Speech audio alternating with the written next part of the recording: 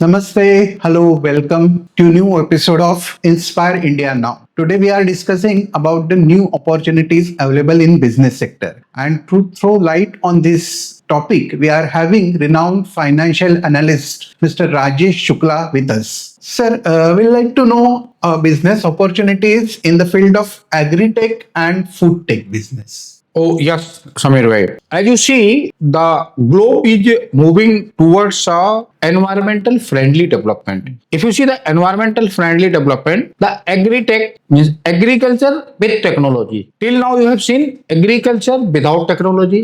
Then the second phase came agriculture with mechanizing. Now the third phase is coming agri with technology. What are the technology?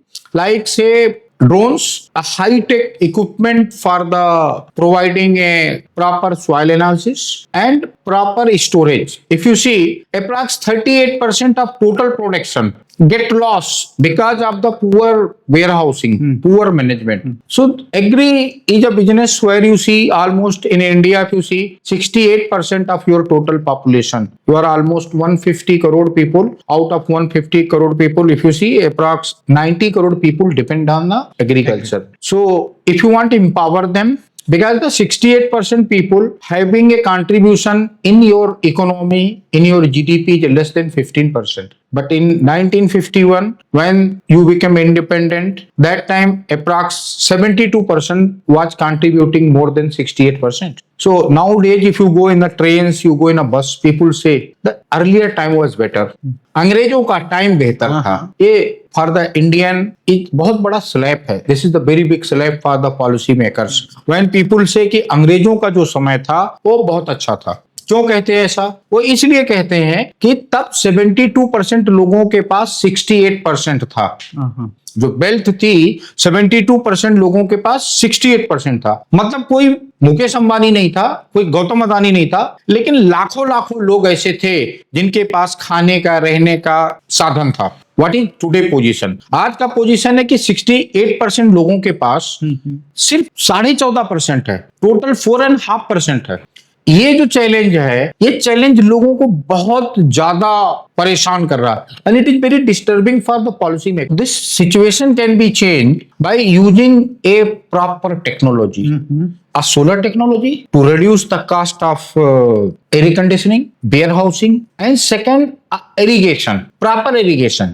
Because we also fighting up scarcity of water. So these 2-3 things will make lot of difference. And you have to convert agriculture in a food culture. Food culture means you have to stop the wasting of the food. Like if I say Mumbai alone, approx 50 ton ready food get waste from the different hotel. But from Mumbai, approx 500 kilometers, say 8 hour, Vidarbha is there. There approx 60-70,000 people die because of their food are not available, and more than 10 lakh people are under malnutrition. So this can be very properly covered. If like you can put some train, you can put some container vehicle who can take the food from Mumbai, Pune and give to the Vidarbha hardly 8-9 hours. Because now after the Samriddhi, the traveling time from 18-20 hours have come down 10 to 12 hours.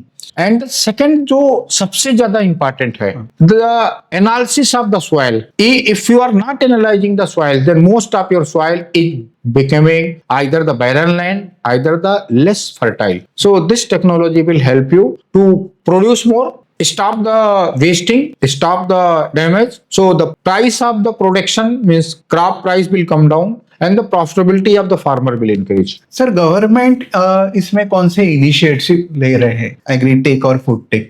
Government initiative में देखेंगे तो जमीन को correct करने के लिए सरकार पैसे दे रही है, फेंसिंग के लिए सरकार पैसे दे रही है, ड्रोन खरीदने के लिए सरकार पैसे दे रही है, सॉइल टेस्टिंग के लिए सरकार पैसे दे रही है, वेयर हाउसिंग अगर आप वेयर हाउस बनाने जा रहे हैं तो उसके लिए सरकार पैसे दे रही है. Even I tell you Sameer भाई, इंटरप्रेन्योर के लिए क्या है, 5 लोग इकट्ठा हुए हैं, 10-10 लाख रुपए लगावे, 50 लाख हो गया, सरकार 5 करोड़ दे रही है. 2 वेयर हाउस बनाइए, किसान के साथ पार्टनरशिप करिए, किसान आपको प्रोडक्ट दे देगा, आप सेव करिए, छोटे छोटे पैकेट में आप डिस्ट्रीब्यूट करिए.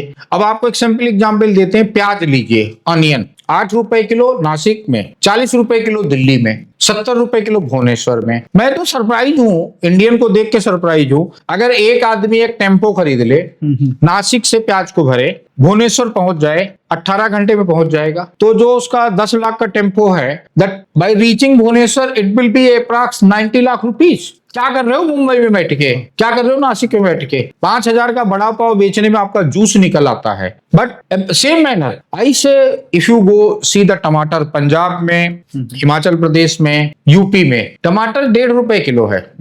मुंबई क्या भाव है? 40 रुपये। सो एक ट्रक में 20 टन के ट्रक में टमाटर में 20 टन का ट्रक प्लस 1 लाख रुपया भाड़ा, तो आपका जो टमाटर यहाँ पे पहुंच जाएगा वो ऑलमोस्ट 4 लाख में पहुंच जाएगा। 4 लाख के टमाटर को अगर आप 40 रुपए के हिसाब से तौल दोगे तो ऑलमोस्ट आपका 90 लाख रुपए का टमाटर हो गया। तो आप सर कह रहे हैं कि भारत के अनएम्प्लॉयमेंट प्रॉब्लम के लिए बहुत बड़ा सोल्यूशन एग्रीटेक और फूड टेक दे सकता है। हाँ, इस I feel when 68% people depend on the agriculture.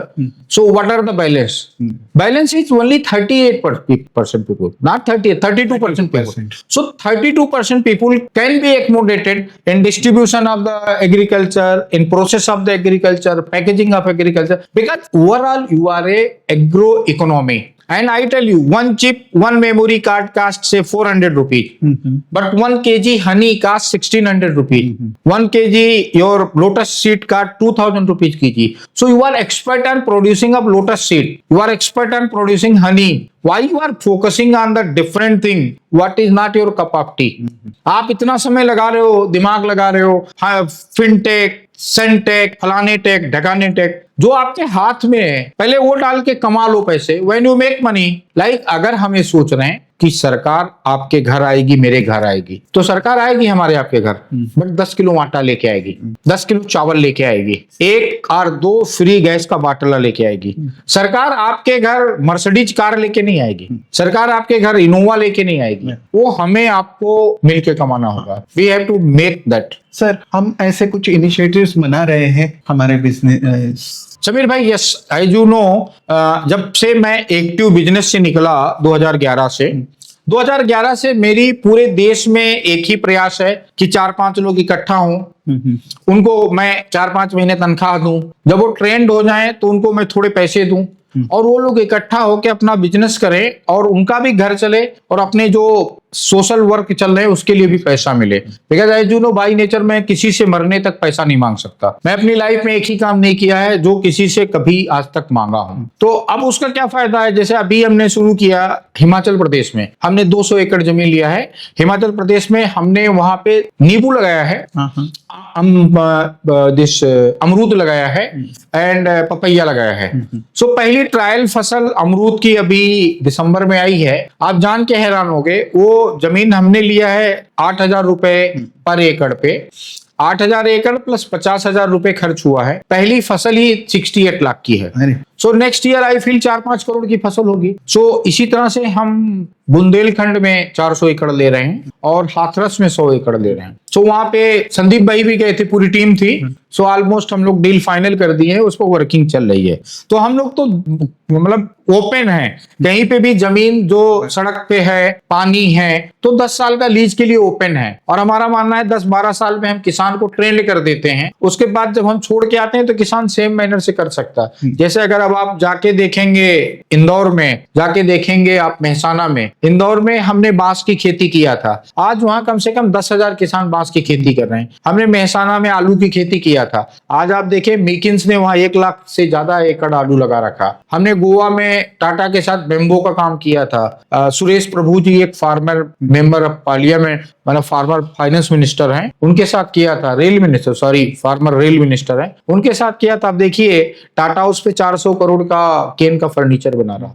तो ये सारी चीजें बहुत अच्छा पॉसिबल हैं। बट ये है कि जैसा आपको मालूम है, नौकरी करना स्कूटर चलाने जैसा है कि अगर एक्सीडेंट भी हुआ तो थोड़ी बहुत छिल आती है। बट बिजनेस करना जहाज चलाने जैसा है कि you have to be 100% dedicated, honest. But जहाज चलाने का अपना अलग मजा है। जहाज चलाओगे तो 5 साल बाद आप जहाज के पायलट कहलाओगे, और ऑटो चलाओगे, ये चलाओगे तो जिंदगी भर ड्राइवर ही रहोगे। सो दोनों के अपने नफा है, नुकसान है। बट आपके परिवार के लिए, देश के भविष्य के लिए लोगों को ज्यादा से ज्यादा बिजनेस करना चाहिए। जैसे छोटे एक बीज से बड़ा पेड़ जमा हो जाता है, तो अपना डेडिकेशन और मेहनत से लोग फूड टेक एंड एग्रीटेक में बड़ा बिजनेस एकदम सही भाई, सही बताया आपने, एकदम समझ भाई। थैंक यू सो मच भाई, थैंक यू। थैंक्स।